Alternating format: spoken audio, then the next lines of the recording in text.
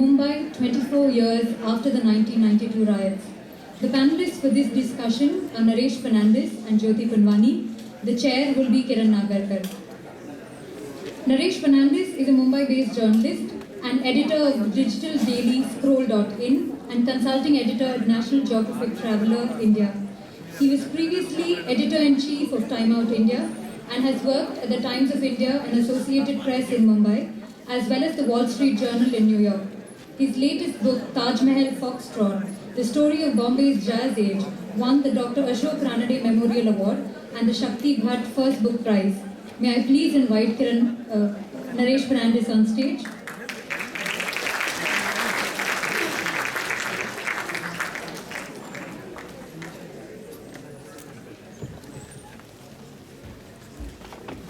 Jyoti Punwani, our second panelist, is a Mumbai-based journalist who writes on the issues of social justice and secularism.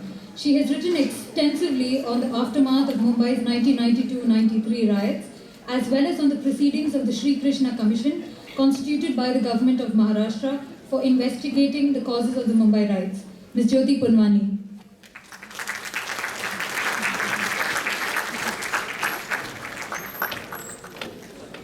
And our chair for the session is Mr. Kiran Nagarkar, who of course requires very little introduction.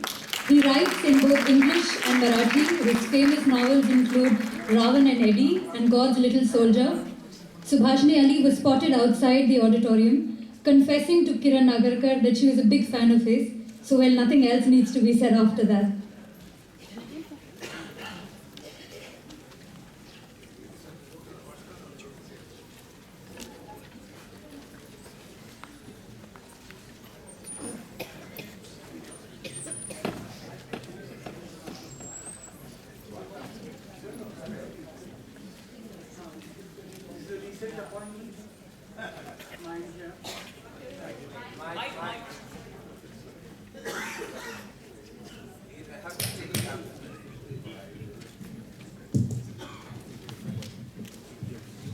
Okay, I have just been appointed chair of this session, so I am as much at sea as I hope all of you are. Fortunately, my task is to shut up as quickly as possible because I really have been waiting for this session for a hell of a long time, not just since we started this morning. Believe it or not, my ignorance is so total that I really had no idea that the Babri Masjid had been totally destroyed, because I went by the photographs and this news was always that it was only partly destroyed. That's what I understood. And I know what happened in Bombay. And these two people are genuinely perhaps the most reliable, and they'll have a detailed account of what happened. So my first job is to shut up. Thank you.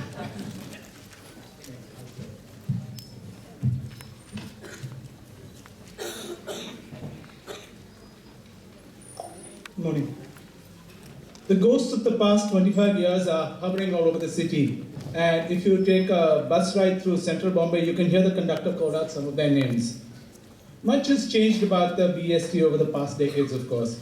The bag in which the conductor stores his change, for instance, isn't made of leather anymore. Instead, he has some dull Rexine thing around his neck.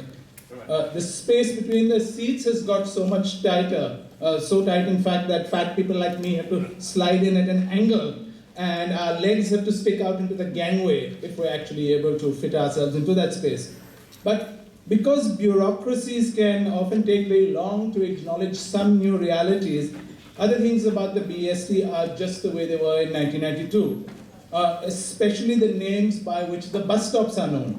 So if you're riding through Lalbagh or Parel, through Baikala or Suri, you will hear the conductor announce the names of establishments that are long defunct.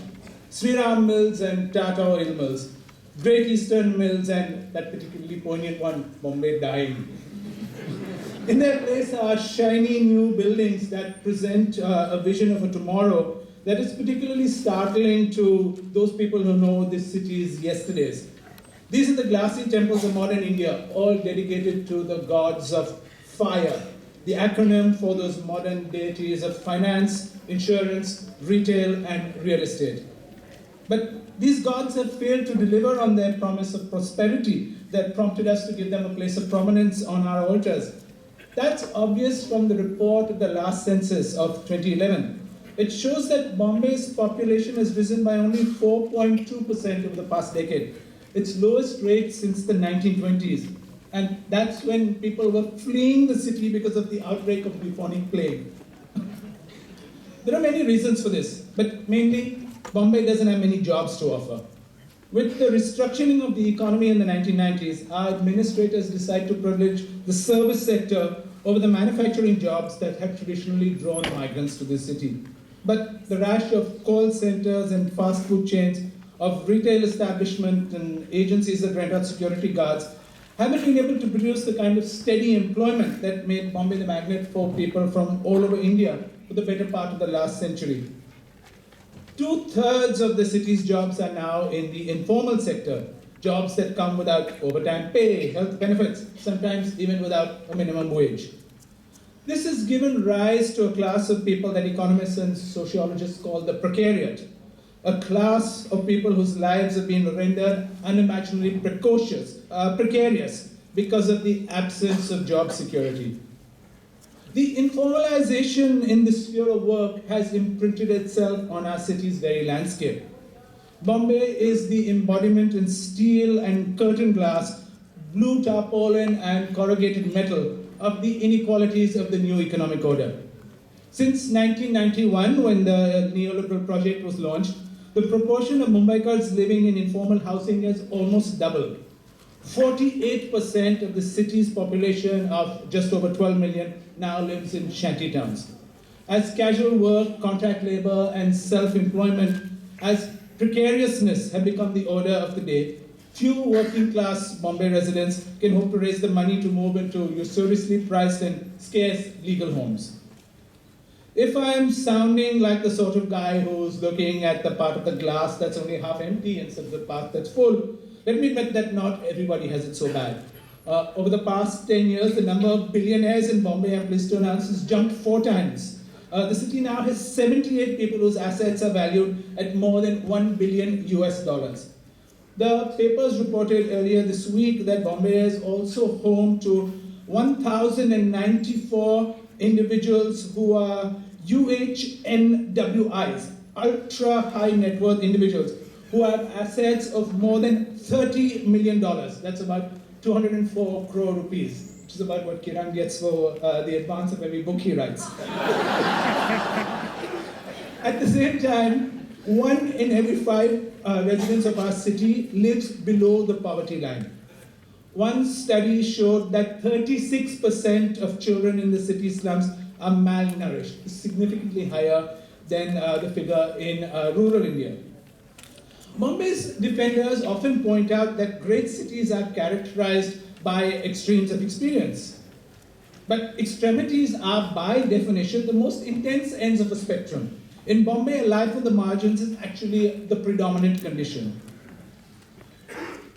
You would think that this would be cause for worry, but strangely, the city's elite have come to see Bombay's shanty towns as hubs of enterprise, as special economic zones, as user-generated cities even. Much of the irrational exuberance has focused on a place that used to be called Asia's largest slum, even though that honor, like so many other things, has now been usurped by our traditional rival Pakistan, where the Orangi settlement of Karachi is even larger than Dharavi.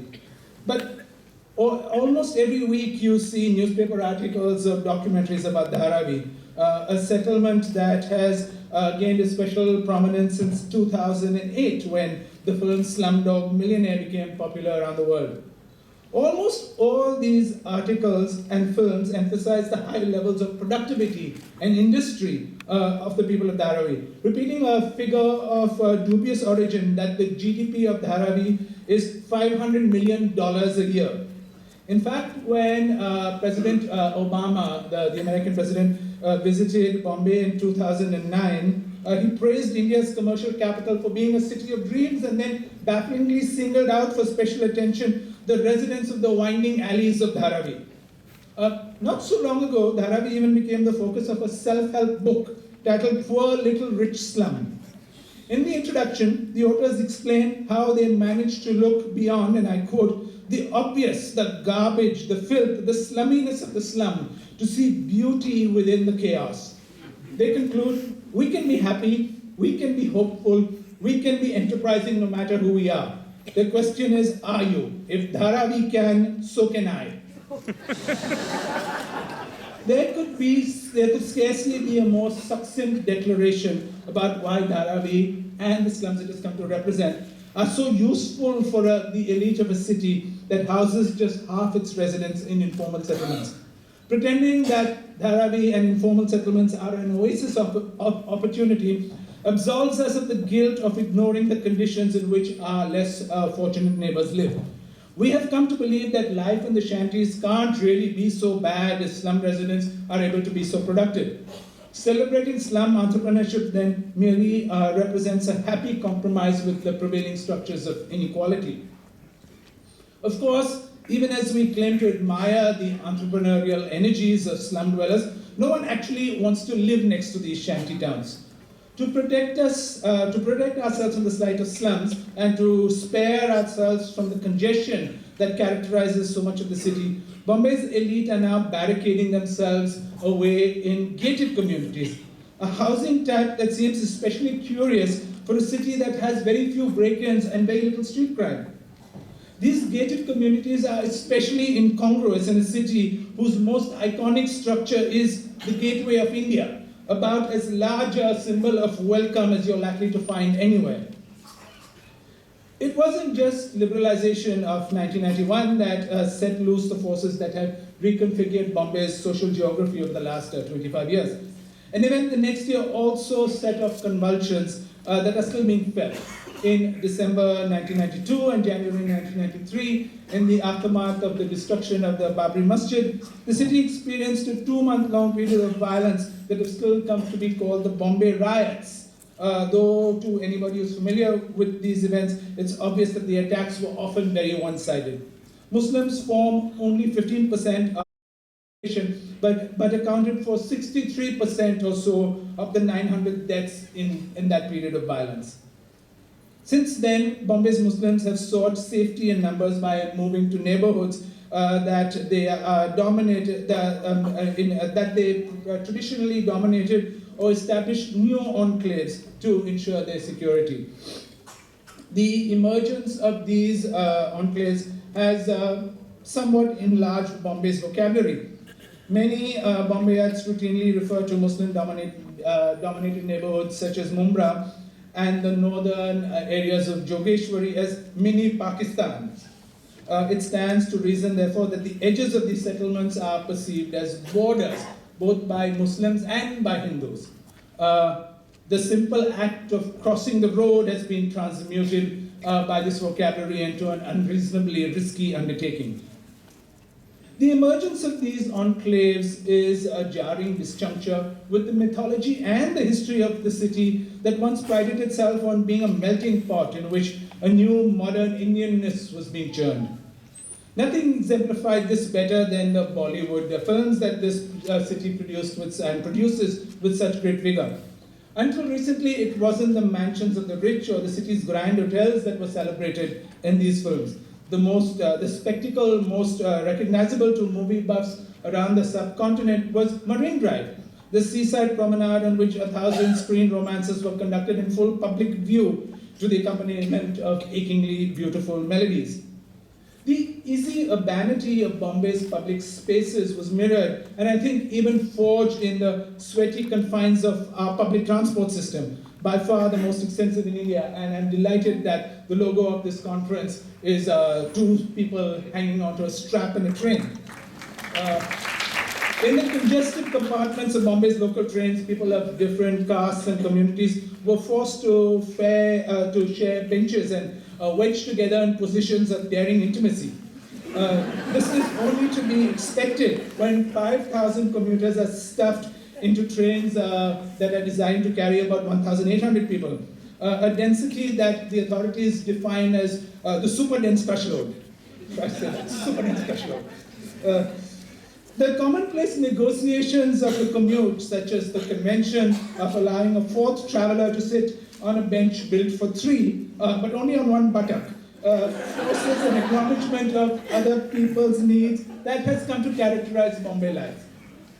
In recent years, however, the authorities have prioritized spending on road projects over public transport, encouraging many people to abandon the trains and buses for motorbikes and cars. Those 6 million people still take the train every day. The almost universal experience of taking public transport has crumbled. Bombay's elite over the past 2 decades have become so insular, we've completely lost sight of the fact of one of the defining features of a city is that it affords its residents the chance to experience diversity, not just linguistic and ethnic diversity, but also class diversity. This is something that became disconcertingly evident when the new T2 terminal at the airport was opened 2 years ago. In the build-up to this, several journalists had been led on tours through this new airport, and I'd absorbed their reports with a mixture of awe and amusement.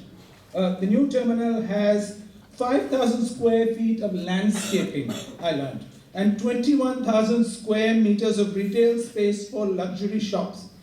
Some reports also noted that the T2 terminal, which will serve about 40 million passengers every year, these passengers will have access to 101 toilet blocks.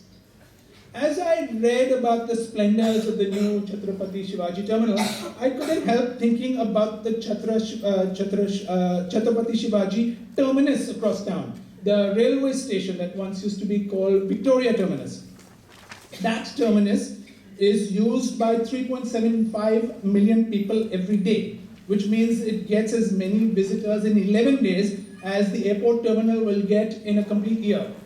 But the railway travelers have access to only 83 toilets and urinals, not toilet complexes, but 83 individual toilets. When it was opened more than a century ago, the Chhatrapati Shivaji railway terminus was the T2 of its time. It featured state-of-the-art everything, including state-of-the-art art. Its impressive stone facade is alive with sculptures of gargoyles and squirrels and flying birds that were executed under the guidance of Lockwood Kipling, who was the principal of JJ School down the road. The new T2 terminus, as some of you will know, also features a profusion of artworks. More than 7,000 exhibits have been assembled, some by contemporary artists, others from across the ages, reaching back to the 6th century. In fact, the airport website describes the T2 display as India's largest public art program. The curator of the collection, Rajiv Sethi, told the New York Times, the concept of art in public space is a very serious issue because art cannot shrivel up and shrink into investment portfolios or disappear into go-downs or galleries. It has to be in the public domain. The difference between these two facilities demonstrates just what's going wrong with Bombay. Over the 2 decades of economic liberalization, the middle class has so completely been brainwashed into believing that privatization is the solution for all our problems, the city has forgotten what the public actually means. As my friend Rahul D'Souza pointed out, richer residents are quite willing to accept the idea that an art exhibition can be public, even if it can be accessed only by people who have bought an international air ticket. Every few days when I'm feeling despondent, and that's quite frequent as you can tell, I take a walk down the Carter Road Promenade in Bandra to catch my breath and take stock of things. Most often the rocks on the shore are filled with courting couples. They don't couple. As we know, space in the city is so tight. Couples, even married couples, are forced to grab moments of privacy and full public view. They shelter behind colorful umbrellas to grab a kiss and talk and remind us that no matter how bleak the world seems, there's no reason for normal life to grind to a halt. In fact, they sometimes get so absorbed in each other, the tide rises around them and the fire brigade has to be called in to rescue them. This has happened so often that a few years ago, the authorities mounted a bell on the shore. that is sounded when the waters begin to rise. To me, that's come to represent the madness of Bombay. The water is swelling so fast, the bells are clanging, and we can't hear them because we're so involved in our own affairs. But I think it's time for all of us to hear the warning signals, to snap out of our insularity, to confront and exorcise the ghosts of Bombay's past, and to truly inhabit that motto that defines not just our city, but our democracy. Vividhata mein ekta, unity in diversity. Thanks.